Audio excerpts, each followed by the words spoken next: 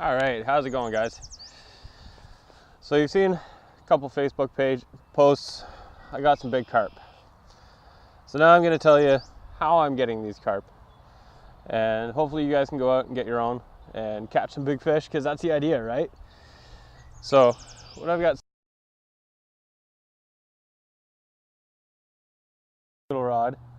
It's actually a crappie rod, but trust me, it's handled some big fish and it's all right. I got 12-pound nanofill on there, and I've got my Stratic reel. Good drag system on it. That's why I want that one for the carp fishing. You really need a good drag system when you're fishing carp, because they run. Holy crap, do they ever run. So what I've been doing is I've take a can of corn, and when you get to your spot, before you even set up, grab a little handful of corn and toss it out. Here's nice because I don't have to toss it out too far. I've been seeing a lot of carp about 20 feet from shore, so it's within tossing reach, so I don't need to use a pole or a tosser or anything. And then I've just got a hook tied onto my nanofill, and about 1.5 feet up I've got one split shot. It's not very windy here, it's not very deep, so I don't use a lot of weight. There are rigs called shock rigs, and they involve a minimum of a 3-pound weight and about 1 foot to pop-up rig, which I'll put a picture up right now for you so that you guys can understand what it looks like. Now, I'm not fishing that way. Here it's not really necessary because I'm so close to shore. When you're casting further out, using something like a pop-up rig is really effective, and it's got a really high hookup ratio, so you don't need to worry about watching your line and that kind of stuff. All you got to worry about is making sure that your rod is put on something that's stable and strong, so that when that carp starts running, your rod is not going to go flying. Because honestly, these fish, they can take a rod in the water no problem. They get upwards of 38 pounds.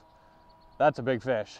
I've been referring to them lately as the small pond salmon, because there's no other fish that I've caught other than a salmon that can fight this hard and is this much fun to catch. Smallmouth, yeah, they put up a good fight, but these guys, I tell you, it's crazy.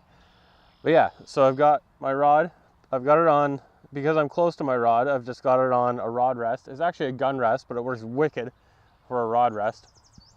And just laying on the wood that I'm sitting on here.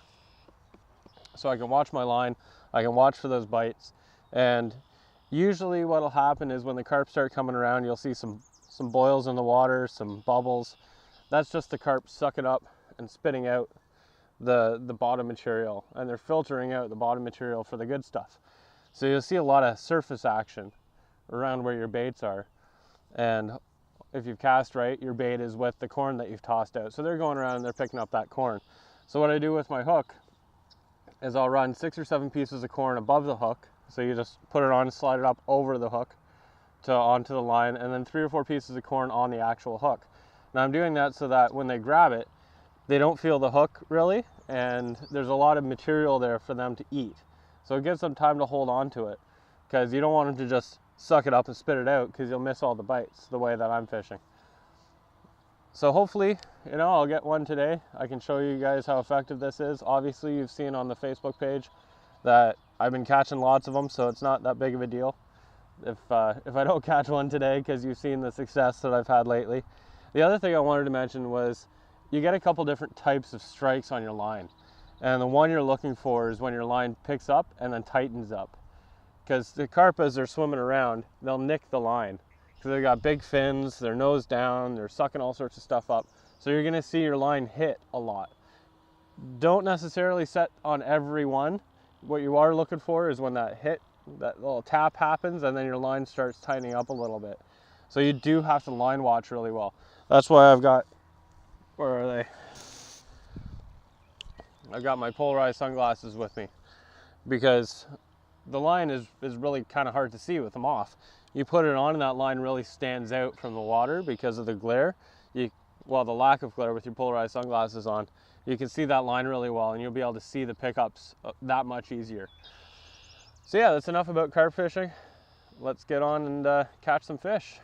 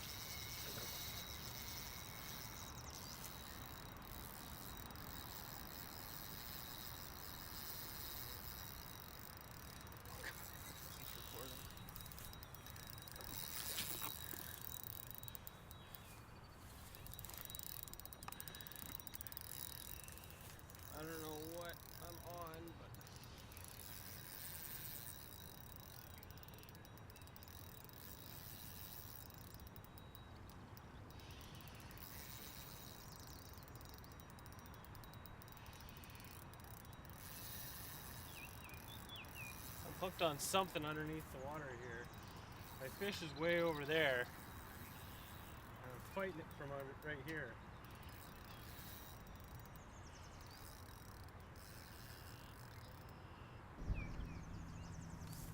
There we go.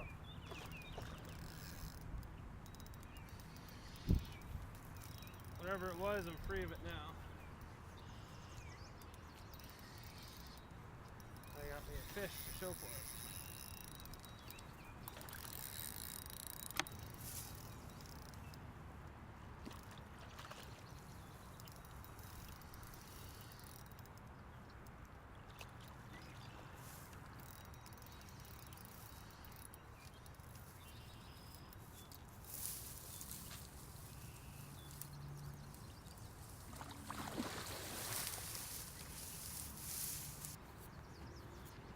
Now, let's take a look. Let's see. She is a big girl. Now that's a good carp. This is your common carp, found all over Ontario in the big waters, ponds, that kind of stuff. All over everywhere else too. They're awesome fish. They're a huge sport fish in England and Europe. Underfished here. These fish, as you see, put up one hell of a fight. Man, I love them. Let's get this girl back in the water. Let's catch another one.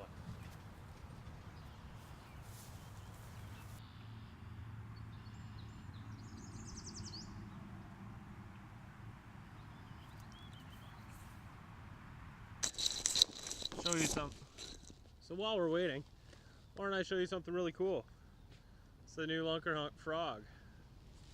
I am going to be looking over my shoulder because I am fishing still. This baby, new to stores this year. I happened to get my hands on one. I am so pumped about this for bass fishing. If you haven't seen the YouTube video yet, check out the Lunker Hunt Facebook page. You can find the YouTube video on how this baby looks in the water. But this is the new frog. Wicked detail on it. It's got the little arms on the side, some nice shiny painting, proper color on the belly. Now what's really cool about this are these action legs. These guys kick out and then return. So when you pull it, they'll kick out and they actually ripple the water surface and then they return, and this thing is going to sit on a 45-degree angle just waiting for that monster bass to come pick it up. Ultra sharp hooks, super soft body on it, collapses really nice, and it's weighted just perfectly. It's easy to cast on either a spinning rod or a bait caster, and the action on this thing is going to be phenomenal. That's not bass season yet, so I'm not going to do any bass fishing with it, but I wanted to give you a good look at it, show you what you're missing if you haven't picked one up.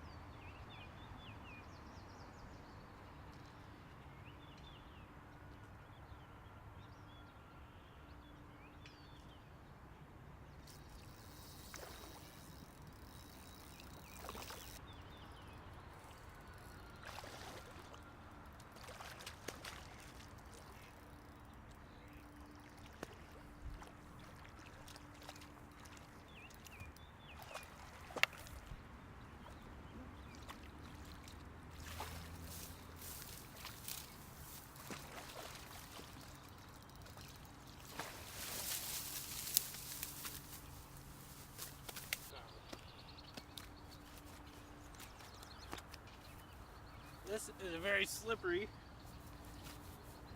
common carp.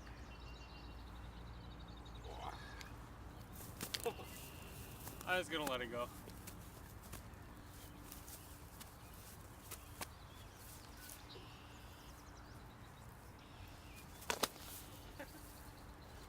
Hey, hey. As you can see, they got lots of power. It's a nice little fish. Time to put her back.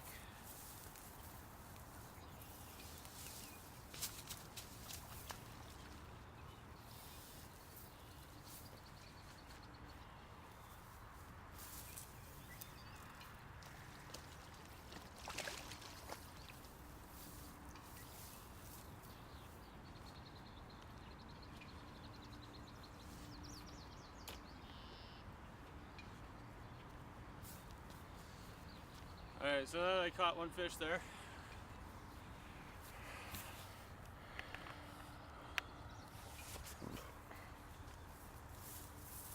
Alright, so now I caught a fish there. We're gonna move on to another spot. The spot's been spooked up a little bit, so we gotta change it up.